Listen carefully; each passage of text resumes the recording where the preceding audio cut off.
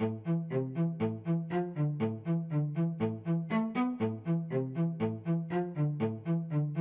I first heard about Bitcoin, it seemed just like this very stupid magic internet money. I didn't really think it was very impressive at all.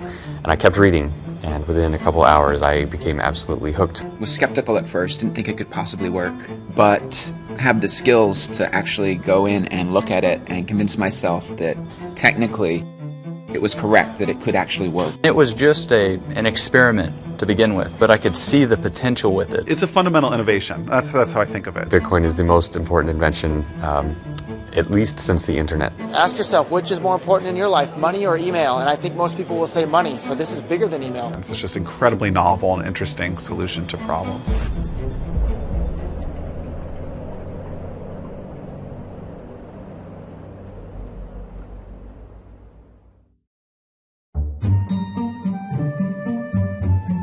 The short version of what is Bitcoin is cash for the internet. So it's a new kind of money, and it's also a payment network that runs over the internet. There's a piece of digital information that you can hold that has value. And as long as nobody else knows that information, that value belongs to you. This sort of technology was developed independently a few times. I think the NSA developed it in the 70s, and then academic cryptographers started putting this out later in the 90s. And it's called public key cryptography. Now, we now rely on that technology every time your phone talks to your bank, or even over maybe SMS sometimes. I mean, it's just embedded in the internet and how we talk. Bitcoin was invented by Satoshi Nakamoto. As far as I know, no one has actually met Satoshi. No one knows who he or she or they are. I've never talked with Satoshi, although I have communicated with him electronically via email or on online forums.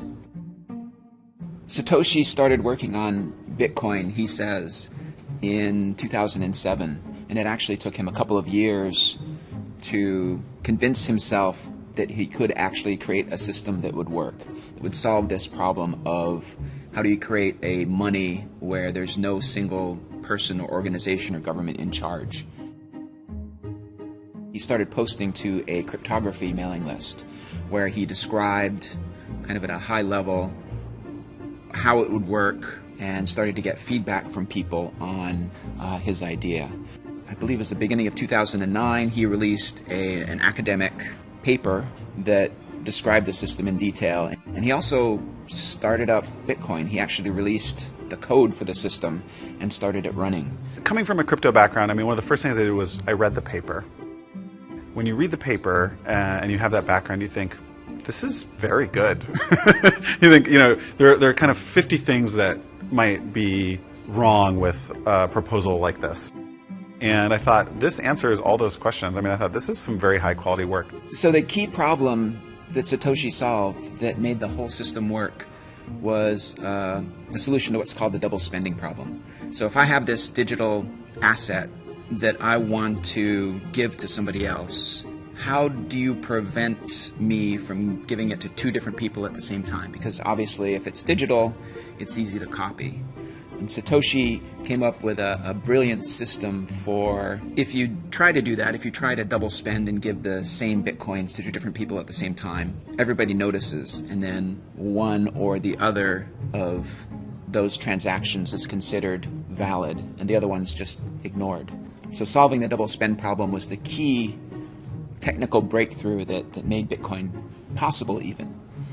Bitcoin answers another question in a magical way, which is, could a bunch of people who don't trust each other all agree on when something happened so precisely that you could use it to transfer value, right? And that sounds like, who've never met each other and will never meet just by passing messages.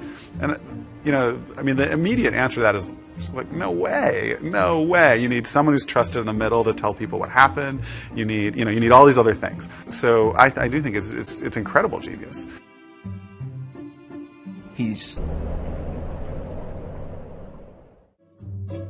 Satoshi brilliantly designed the incentives so you don't need to pay anybody to make sure that all transactions are valid because they get paid by the system itself. The reward for doing the work of processing transactions and making sure that there are no double spends is tied into the creation of new Bitcoins. So the people who are being awarded new Bitcoins are the same people who are making sure that double spends don't happen. So that's the way new Bitcoins come into existence, is you have these people who are validating the Bitcoin transactions, who are called Bitcoin miners, for the work of validating transactions and making sure that nobody cheats. They're awarded new Bitcoins. But then you need a way to limit the money supply, because, I mean, validating the transactions is pretty quick. So there's actually a process called proof of work, where the miners have to run this algorithm that takes a lot of CPU time. You can think of it like pulling lottery tickets. So all of the miners on the network are all, they all validate the transactions, and then they're all kind of participating in this lottery to see who will be awarded Bitcoins. And on average, every 10 minutes, somebody somewhere on the network is awarded new Bitcoins. There are fundamental promises made by the Bitcoin network about supply, and the supply function's too complex to say out in words, but what you could think of is like every 4 years, about half the remaining Bitcoins are given out. Okay, so for the first 4 years, every 10 minutes, 50 were given out. Next 4 years, 25, and then next, and so on. So eventually that kind of trails off, and in the year 2140, no more will be issued. And that's how we know there will only ever be 21 million Bitcoins created, because if you do the math, that series works out to 21 million. 1/100 millionth of a Bitcoin is the smallest Bitcoin unit, which the Bitcoin community has dubbed the Satoshi in honor of the creator.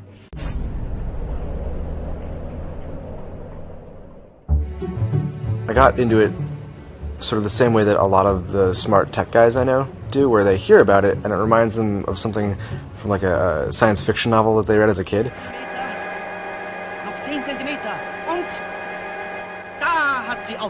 They're like, oh, that's cool, but it can't exist. And then you go and you read the white paper and you're like, that makes sense. And then you look at the source code and try to find how you can break it, and you can't, right? And and then you're like, this is a real thing now. And so I've been following it, and I sort of as a hobbyist was mining just on my computer when I wasn't using it for anything else. I'm not a Bitcoin miner. I actually have, in the past, created a few Bitcoins. I ran the Bitcoin software on my laptop computer way back in, May of 2010, when not too many people knew about Bitcoin, and it was actually possible to create Bitcoins on an ordinary laptop computer. But when I did the math, I found out that, I was paying more in electricity to create the Bitcoins than the Bitcoins were worth. And so it made more sense, if I wanted to have some Bitcoins, to just buy them from somebody else, maybe somebody who lived in a place that had less expensive electricity than me. Okay, so there's a lot of altruism in the system. Very, very first miners wanted to help.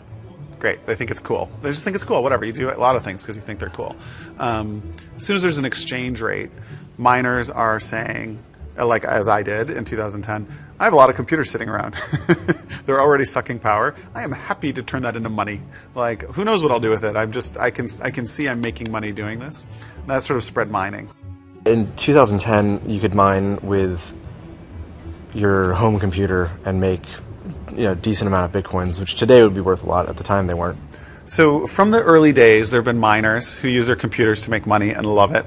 And then there have been speculators or people want to buy who are like, that is for wankers. Like, I'm just going to go lay my cash on the table and buy these. I'll see what we'll do with them later. I like this plan. At the time, there are 7,200 Bitcoins issued a day.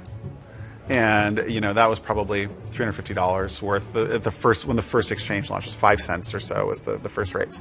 So, you've got $50,000 to play with as an investor. Like, you're going to go mine for 2 years? You're not going to go mine for 2 years. The money guys they always want to trade, and the nerds always want to mine. It's very rare in this space that people want to do both. They're often on one side or the other. Bitcoin puzzles a lot of economists who would not have predicted that you'd be able to start from something that has no intrinsic value. I mean, there's zero value in the bits of data on your disk, and yet has managed to bootstrap itself into arguably the world's most valuable currency. And how that happened, I think, is a really interesting study in economics. You might need to make some economists rethink their ideas about money. It took some early adopters with enough faith to actually spend real money to purchase some Bitcoins to start to give it a value.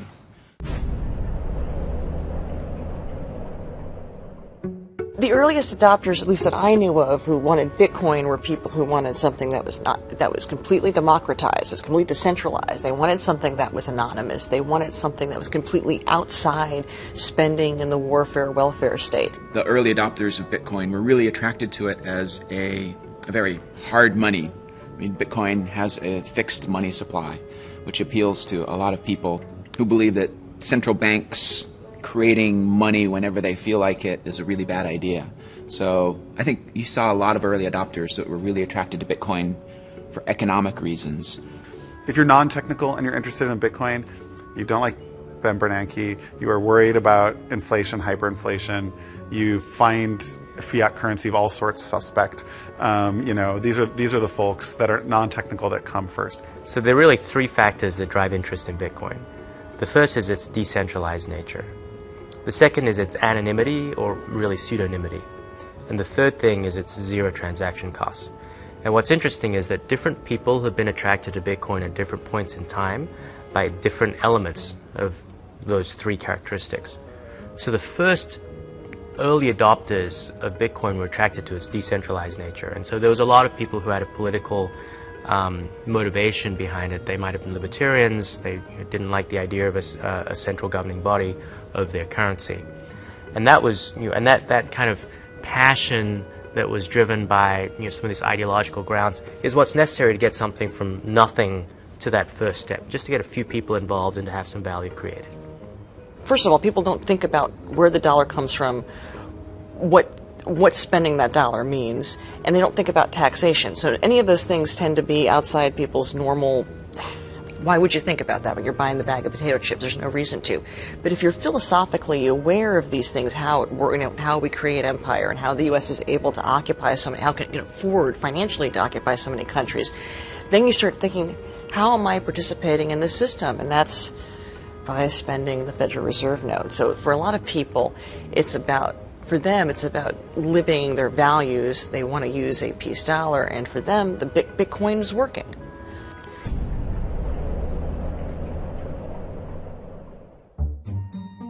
Now, the trouble with both of those groups of people is that they're just not that large. There aren't that many people who are passionate enough about their politics that they will adopt a new currency. And there aren't that many people breaking the law, in wholesale ways. But it's this transition to the third characteristic that's really interesting.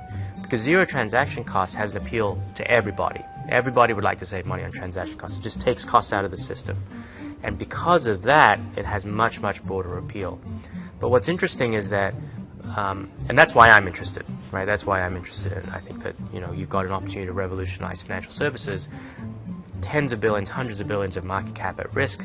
If that comes under pressure, then it's like squeezing a balloon. Market value has to be created somewhere else, ideally in these new companies. Coinbase, generally speaking, our goal is to make it easy for the average consumer and the average merchant to use Bitcoin.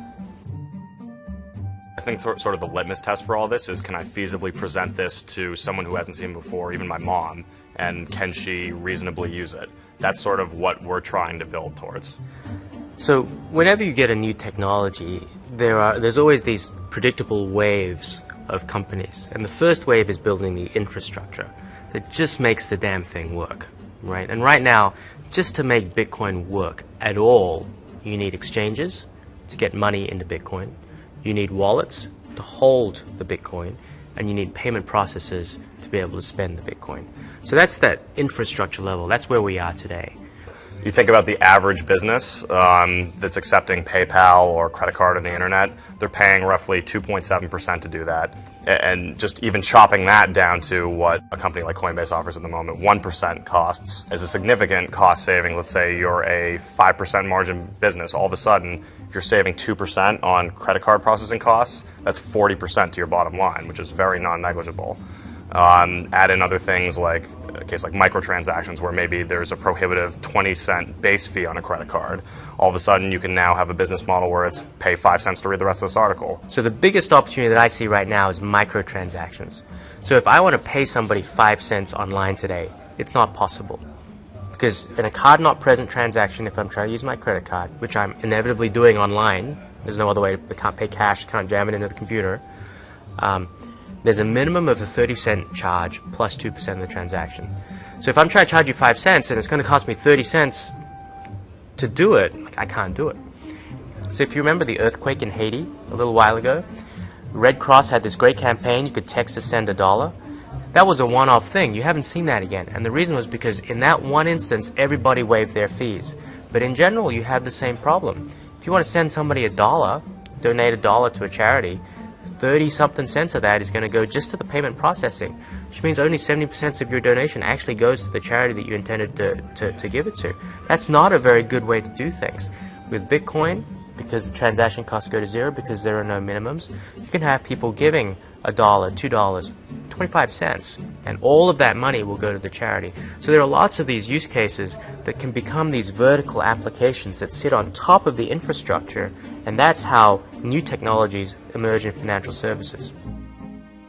So I think for Bitcoin to become really big and for venture capitalists to start to invest, we have to believe that companies are going to embrace the regulation and accept it and comply with it. That's going to mean that anonymity is going to have to go, at least for transactions over a certain size, and that there's likely to be some level of centralization, or at least these trusted counterparties are emerging. So I know we have a very strong libertarian base in the Bitcoin community right now, and they're very ideologically driven. But as VCs come in and invest and bigger companies grow up, you're going to see that fade. And I think that's good because, it's not an accessible worldview for most people. And it's really not the most transformative part. The most transformative part of Bitcoin is the economic liberty it gives to people around the world. VCs are not the only source of capital, especially in the Bitcoin market. You have lots of people with lots of money who have very well-aligned objectives with Bitcoin. And they can fund whatever they wish. I would say that in order for Bitcoin to go mainstream, regulation is necessary, because in order for the average consumer to feasibly feel like they can use it, they want to feel safe in some way. And part of that is understanding Bitcoin. Part of it is around federal entities. Not necessarily that Bitcoin needs a federal entity to become legitimate, but it certainly provides that sort of additional stamp of approval that would get people more comfortable with it. In America, you got to live by American regulation, or whatever jurisdiction you happen to live in. And so what we're seeing is a set of entrepreneurs who are just saying, well, look, if those are the ground rules, then we will comply with them, because the opportunity that we create by compliance is sufficiently big that the costs of compliance are worth it. And we're not actually giving up that much. Because you know what? If you guys over at FinCEN want to stop money laundering, you know what? I'm not going to make money out of money laundering. That's not my objective. I want to make money out of a whole set of legitimate use cases which are far, far bigger. And so in each case, if you can understand the objective of the regulator and you can then comply, there may be some additional costs involved. There may be some additional time involved. But it allows you to go after a much, much bigger market. Anything that has to do with money, the United States government is going to try to regulate it. You can't ask a lion not to tear up its prey. That's what the United States government does to the consumer, to the citizen, to the human being, is, literally steal and tear from it. So it's inevitable that, they're going to try to regulate Bitcoin. I think it is false to believe that the winners in the Bitcoin economy are going to be based in America. And the reason is that America has one of the most oppressive financial regulatory schemes of much of the world. And so trying to run a financial company when other people can move their businesses to more hospitable jurisdictions, and because Bitcoin works all over the world, so a company can set up anywhere and service its customers in any other part of the world, a company would be hamstringing itself to set up in the U.S. Now, indeed, a lot of them do and are, because it's easier to raise venture capital in the beginning stages. But those companies are going to run into heavy problems when the government starts to realize that Bitcoin is actually an existential threat to its own money, and it's not going to put up with people in its own borders, perpetuating that. I tend to be on the side of the people who think that we need to engage, with banks and regulators and traditional systems. Maybe I'm a little more conservative, but I think there's a lot we can learn from kind of the traditional money system. I think there's a lot they can learn from us also. But there's hundreds of years of experience of banks keeping people's money safe, and I think that's really important for Bitcoin.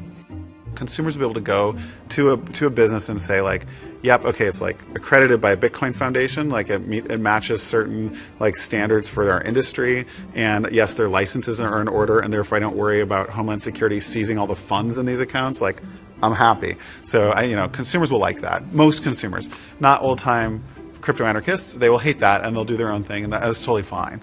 But the vast bulk of people who use these businesses will benefit from that. The community that has brought Bitcoin from nothing to where it is today has a different set of ideals than the people who are starting to come into Bitcoin now and saying, well, to take it to the mainstream, this is what's going to be needed. And so you're seeing some clash of ideas and some clash of ideals. People with money tend to want to protect their money, and the biggest danger to many people's money is that the government will seize it. Why would the government seize it? If it believes that you've done something against its wishes. So it's no surprise that venture capital companies and wealthy people tend to, at least on the surface, be very pro-regulation, because they do not want to engender harm by becoming a target of the government. I'm pro-regulation. I think it's an opportunity. So I have investors who invest only in pre-regulated financial companies, and they've built them themselves. And part of the playbook is get regulated in a good way, in a way that's good for everyone, that's good for the space. So yeah, should wallet providers be able to act functionally as banks without any oversight or regulation? No, they should not. Now, fundamental to Bitcoin is like, if you want to choose to do that, fine. No one will be able to stop you at a small scale.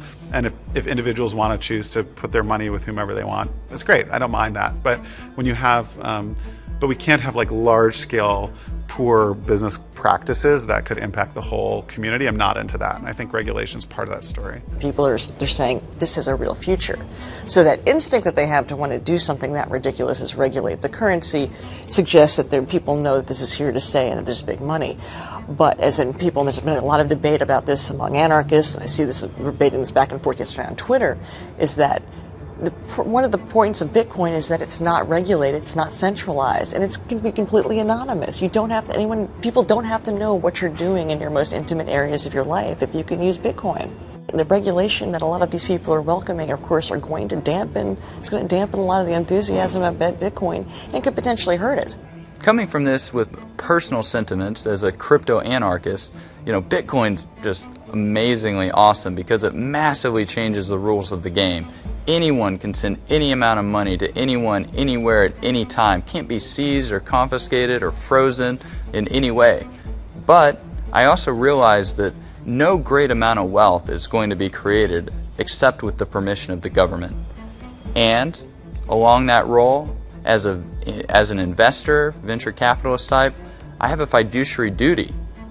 And so, as a result, I want to know the rules that my investments and the founders of those companies need to play by.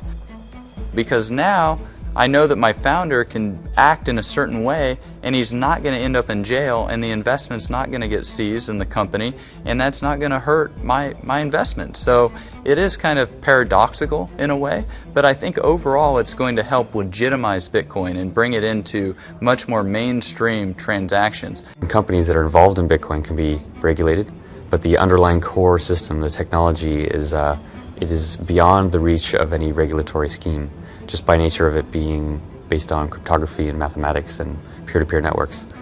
So it's really, there's nothing much that a government can do except to try not to cause more damage. We'll see how this plays out. It's going to be very interesting. It doesn't matter whether the government wants to regulate it or not. Ultimately, there'll be another form of Bitcoin or something else the next day. It makes no difference. This is something they can't control, and it's the future. Why fight it?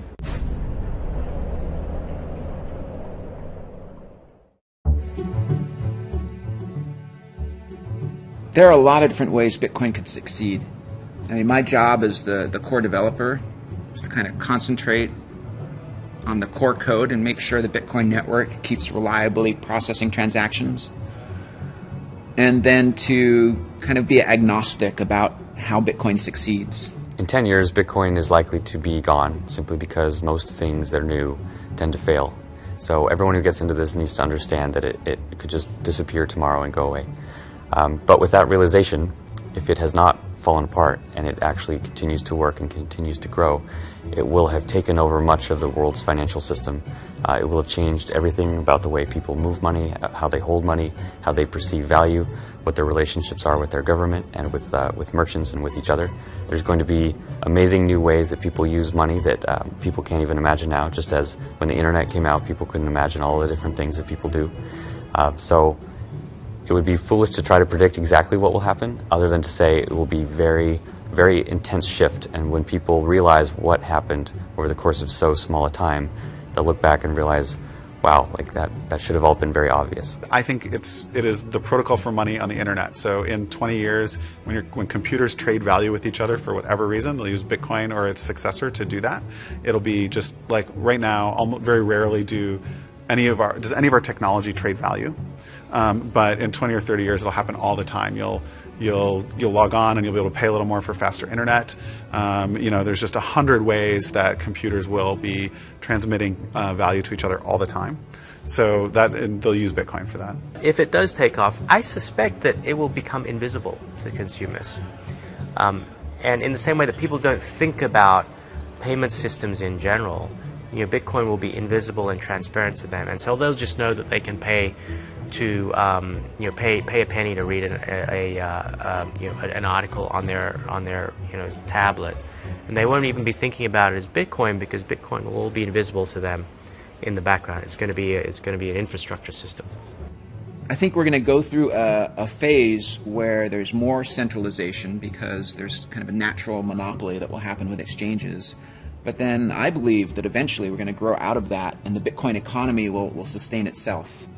And there's really very little friction, because it's really designed to be this decentralized peer-to-peer currency. And, I have no special ability to predict the future, so I might be wrong. While Bitcoin has the potential to be a subversive currency, and I do applaud that, it also can be strictly bourgeois.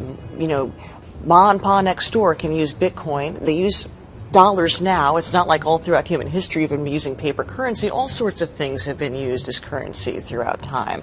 It's not as if the dollar was handed down. Moses came down and said, "Here, we must use this dollar." We just have to open up the doors of the way people think about money.